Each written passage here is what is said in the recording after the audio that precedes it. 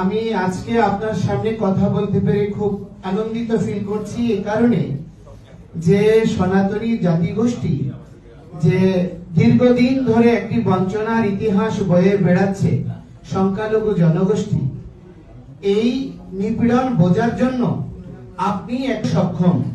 কারণ দীর্ঘদিন ধরে নিপীড়নের যে ইতিহাস আপনি নিজে বয়ে বেরিয়েছেন, আপনার প্রতি যে অন্যায় হয়েছে, যে নির্যাতন হয়েছে, এটি অনুভব করে আমাদের পীড়িতদের দুঃখ বোঝার সক্ষমতা আপনার হবে, এটা আমরা দৃঢ়ভাবে বিশ্বাস করি। এবং বাংলাদেশে আমরা দেখেছি ইসলামী ইতিহাসে খলিফাগণ তারা রাত্রিবেলা নিজে পথে বিচরণ করে তারা জনগোষ্ঠীর অনুভূতি বোঝার চেষ্টা করত। তো আপনি আমাদের চেয়ে আর কি, আপনার চেয়ে কে বেশি ভালো বুঝবে, যা কারণ আপনি দীর্ঘদিন ধরে এই দেশ থেকে নির্বাসিত আছেন, অথচ এই দেশের জনগোষ্ঠীর জন্য আপনার ভালোবাসার কমতি হয়নি। এটা আমরা গত 5ই আগস্ট থেকে ধারাবাহিকভাবে আপনার সক্রিয় উপস্থিতি এবং সক্রিয় নির্দেশনা পুরো জনগোষ্ঠীকে সুরক্ষার জন্য একটি ভালো মাইলফলক ইতিহাস বিনির্মাণ করেছে। এই জন্য আমরা সনাতনী জনগোষ্ঠীর পক্ষ থেকে কৃতজ্ঞতা জানাচ্ছি আপনাকে। এবং আমি শুধুমাত্র দুটো কথা বলেই শেষ করব।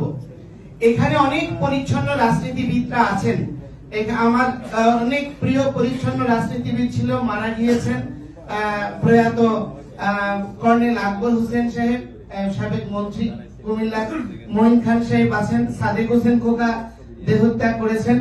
তো অনেক এবং এখানে আমাদের মোশারেফ ভাই সাহেব আছেন, নজরুল ইসলাম আলমগীর ভাই আছেন, বরকতুল্লাহ বুলু সাহেব আছেন, অনেক কৃতি ব্যক্তিরা এবং আমাদের মাননীয় চেয়ারপারসনের যিনি চিকিৎসক, উনি একজন পরিচ্ছন্ন রাজনীতিবিদ। তো এই ধরনের ব্যক্তিদের প্রতি আমাদের ভরসা রয়েছে।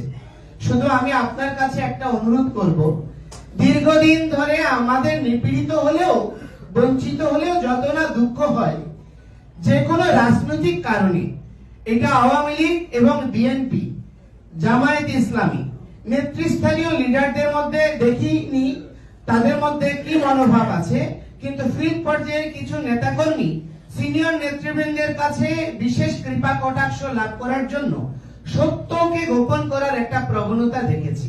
যে আমি অনুরোধ করব, 21 সালে যে দুর্গাপূজার ঘটনা হয়েছে, চট্টগ্রামে তৃণমূল পর্যায়ে আমি মাঠে ছিলাম এবং এখনো মাঠে আছি। শুধু একটা অনুরোধ করব, আপনাদের প্রতি কলঙ্কের একটা দীর্ঘ ইতিহাস রয়েছে।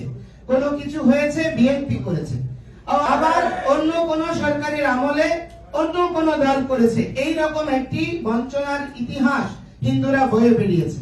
আমি আপনার কাছে অনুরোধ করব এবং আমাদের মাননীয় মহাসচিবের কাছে অনুরোধ করব, 21 সালের ঘটনা প্রবাহ নিয়ে এবং বাংলাদেশে যে ঘটনা প্রবাহ চলছে তার উপর যদি একটা কমিশন করেন এবং সেটা বর্তমান অন্তর্বর্তী সরকারকে দিয়ে যদি করানো হয় বেশি মঙ্গলপ্রদ হবে।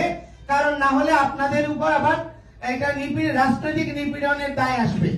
এই জন্য বিএনপি যদি সোচ্চার হয়ে একটা কমিশন করে, দেখবেন অনেকগুলো এই গর্তের মধ্যে লুকিয়ে থাকা সর্বগুলো বেরিয়ে আসবে, যারা দীর্ঘদিন ধরে বাংলাদেশে নিপীড়ন করেছে।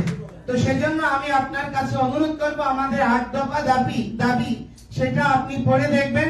সেখানে অধিক কিছু চাওয়া হয়নি, শুধুমাত্র বেঁচে থাকার জন্য নাগরিক হিসেবে তার অধিকার থেকে এটি চেয়েছে। এবং আজকের এই 8 দফা দাবি নিয়ে পুরো হিন্দু জনগোষ্ঠী এক।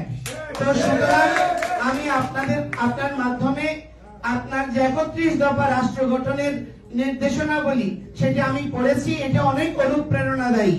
সেখানে আমাদের অনেক ইতিহাস, বঞ্চনার ইতিহাসকে নির্মূল করার প্রত্যয় ব্যক্ত করা হয়েছে। তো আমি আপনার কাছে বিশেষভাবে অনুরোধ করব, দয়া করে আমাদের 8 দফা দাবির বিষয়ে আপনি যদি আমাদের হয়ে সংহতি প্রকাশ করেন এবং ভবিষ্যতে আপনারা এটি বাস্তবায়নের উদ্যোগ গ্রহণ করেন, পুরো সনাতনী জাতিগোষ্ঠী আপনার কাছে ঋণী হয়ে থাকবে। এবং পরিশেষে আমি একটা কথা বলতে চাই, এই কথাটা আমাদের যারা সংখ্যা কল্যাণ ফ্রন্টের আছে আপনারা হয়তো জানেন না, কারণ আমরা যেহেতু সন্ত, আমাদের কাছে সত্য বিষয়টি উপস্থাপিত হয়। বাংলাদেশের জনগোষ্ঠীর মধ্যে প্রায় 21 থেকে 23% হিন্দু জনগোষ্ঠী বিএনপি কে ভোট দেয়, 3% জামায়াত ইসলামকে ভোট দেয় এবং 30% এর মতো আওয়ামী লীগকে ভোট দেয়। কিছু আর বাকিগুলো হচ্ছে ভাসমান। আওয়ামী লীগকে কেন ভোট দেয় তার কারণটা হচ্ছে আমাদের রাজনৈতিক দলগুলো কখনো হিন্দু জনগোষ্ঠী ভোট দেয়, তারা সক্রিয় রাজনীতিতে হয়তো আসে না, কিন্তু এটা বিশ্বাস করতে চায় না, স্বীকার করে না, যার ফলশ্রুতিতে আমরা নিপীড়িত হওয়ার পরেও এই সত্য প্রকাশ করার সাহস আমাদের হয় না। এই জন্য কল্যাণ ফ্রন্টের কাছে আমার অনুরোধ থাকবে, আপনারা জনগোষ্ঠীর পাশে যাবেন। এবং আমাদের ফখরুল ইসলাম আলমগীর সাহেব, কিছুদিন আগে ওনার সঙ্গে দেখা করেছিলাম, উনি অনেক প্রত্যয়ী কথা বলেছেন এবং আমাদের বিজন বিহারী বাবু উনি খুব ভালো উদ্যোগ নিয়েছেন। এবং আপনি যদি মাঝে মাঝে এভাবে আমাদের সঙ্গে পাশে থাকেন, একটু আমাদেরকে অনুপ্রেরণা দেন, আমরা কোনো বিদেশি প্রভুর কাছে শরণাপন্ন হই না। 21 সালে ইস্কন আন্দোলন করেছে, 154টা দেশে আন্দোলন হয়েছে এবং প্রতিটা দেশে বাংলাদেশ হাই কমিশনে স্মারকলিপি দিয়েছে, কোন প্রভুকে কোন দেশকে বলেনি। আপনি আজকে আমাদেরকে সময় দিয়েছেন, আপনাকে ধন্যবাদ জানিয়ে আমার বক্তব্য শেষ করছি। শুভ প্রণাম।